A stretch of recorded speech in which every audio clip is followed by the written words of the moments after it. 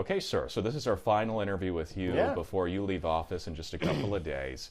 Let's start with this. When you look over the past 4 years, what do you see as your key accomplishments? Well, I said when I came in that my number one goal, my hyper focus was on being the people's protector, keeping Virginians safe. When I took office, we had a murder rate at a 20-year high, a violent crime rate at a 30-year high, the highest levels of addiction deaths ever recorded. And I said we were going to take the full weight of the Attorney General's office and focus on that issue, and which we did. And so I'm incredibly proud of the fact, and I told my team, we're not going to measure results by intentions. I think that's one of the biggest problems we have in government, right? People ask you, just measure my intentions. I said, we're going to measure, because if you can measure things, you can improve things. And we're so proud of the work we've done, launching Operation Ceasefire in our most violent cities. We've seen a dramatic reduction in crime. Some of the murder rates have dropped as much as 60% in our most violent localities.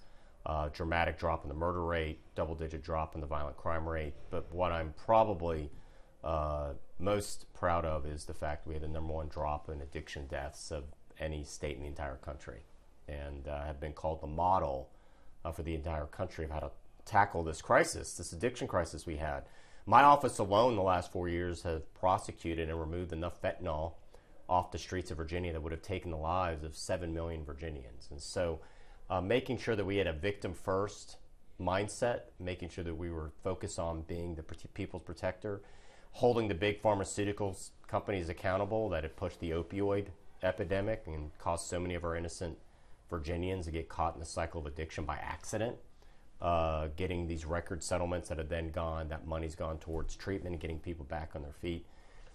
That has by far and away been the most satisfying part of this job, is seeing lives changed that have gotten a second chance in life because of the money we've gotten into treatment for them, holding the big opioid companies accountable, going after the fentanyl dealers, and seeing the drop. And so, listen, more Virginians are alive today. I'm firmly convinced of this because of the smart policies we have implemented, that they're able to go live their best life in this remarkable Virginia we call home, and we're very proud of that. And you've held local prosecutors accountable. You have talked a lot about that in Fairfax County, the Commonwealth's attorney there, Steve Descano, different cases throughout the last 4 years you've drawn attention to. What do you think with Jay Jones coming in? Do you expect him to do that?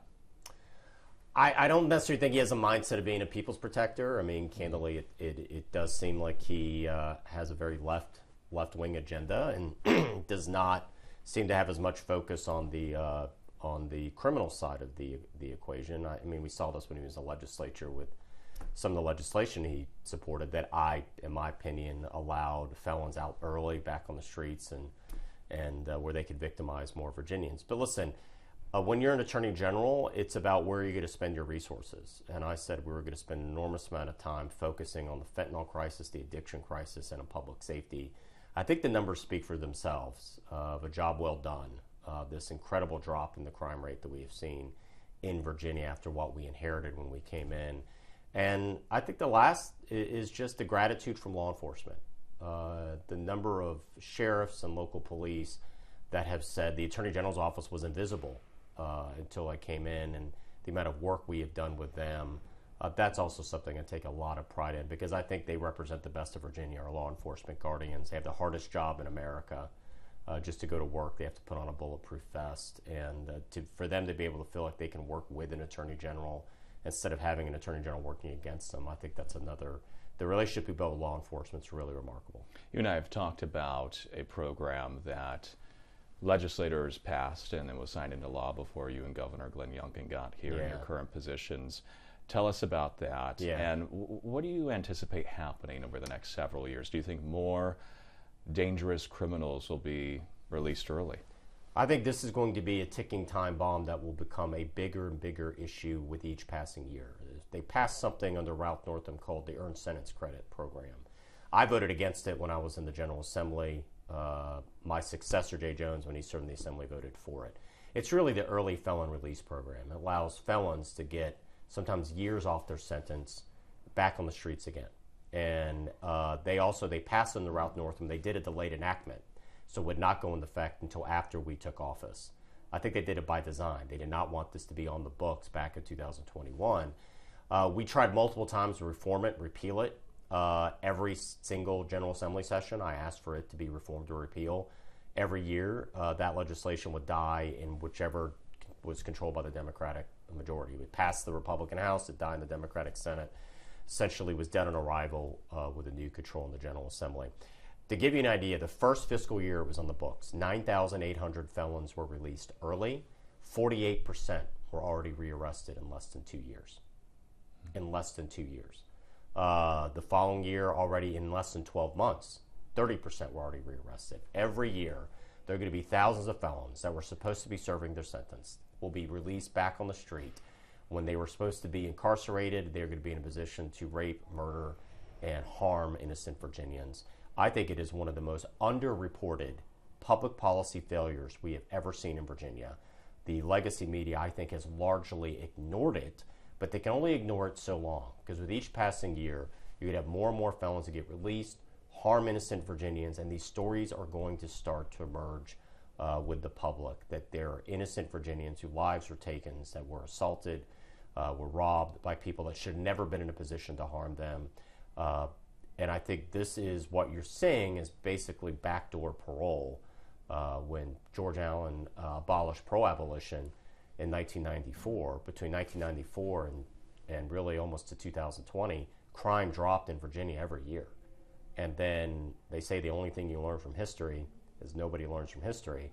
They've decided to ignore smart public policy decisions that have led to this dramatic drop of crime rate, and then it started spiking again once they started in the last period of the Northam administration doing a lot of policies that I think made Virginians less safe. And I think you're going to continue to see that in the coming years. I think this will be a huge issue in the coming years in Virginia. Let's talk about redistricting. That is making its way through the General Assembly, perhaps. It will pass this week, and the full House and Senate. Do you think mid-decade redistricting and how they're going about it is legal? I think, number one, it's wrong. And I want to be clear, I supported redistricting reform, common sense bipartisan redistricting reform, back when my party had over 60 seats in the General Assembly and was in the clear majority. But I don't think politicians should be picking and drawing their lines. And so Virginians, just several years ago, on a bipartisan nature, passed a bipartisan common sense redistricting reform, which is taking out of the hands of the politicians. That passed, went to referendum, went to the voters of Virginia, and it passed with north of 65% of the vote. 2/3 of Virginians said, yes, we don't think politicians should be doing this. This is a power grab. I think this is the last example of the so-called Virginia way, where we have a certain level of civility. It has been destroyed if this actually passed. It has never been done, a mid-decade redistricting effort. And the reality is this could end tomorrow if Abigail Spanberger just committed that this is so beyond the norms in Virginia. This is her moment. She says she's a moderate. She could say, no, I will not sign a redistricting plan that does extreme gerrymandering. I will not sign it, period. She has that ability right now, and I'm a little surprised the legacy media hasn't asked her if she would commit to actually signing a fair map, not some of these absurd 10-1 or 9-2 maps. Virginia is a purple state, maybe with some shades of blue. It is not a state that should ever have a congressional delegation of 10 Democrats and 1 Republican. That's so outside the norm.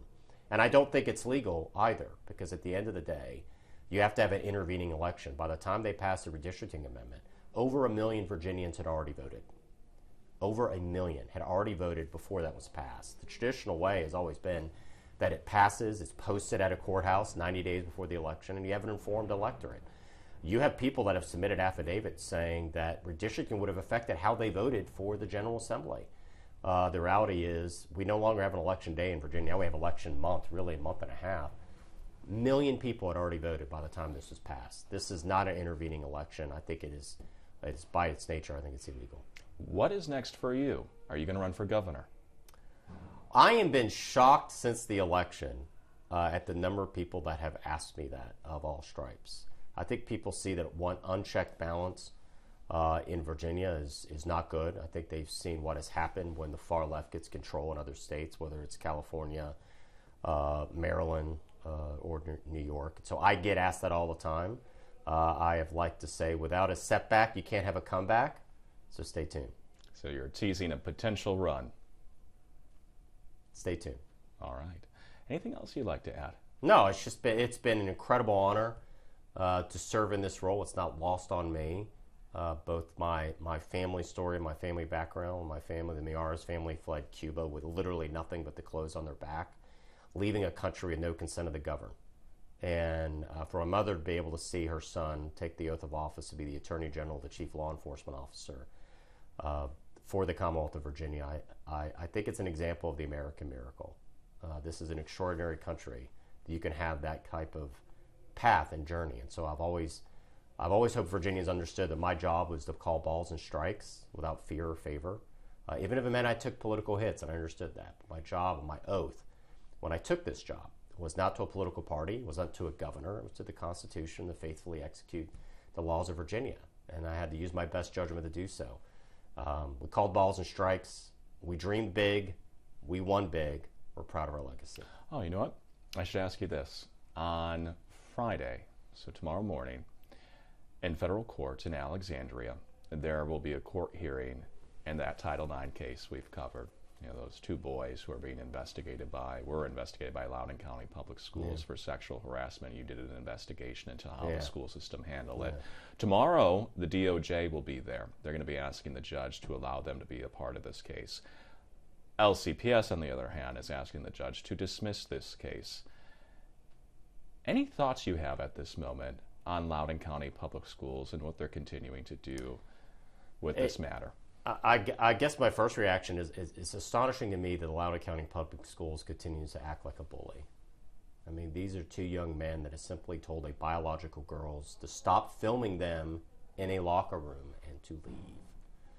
And this is a classic case where common sense has walked out the door, and what has walked in is kind of an extreme left-wing ideology that has decided to ignore common sense and ignore what I think 99.9% of Americans view is sides with these young men, these young boys.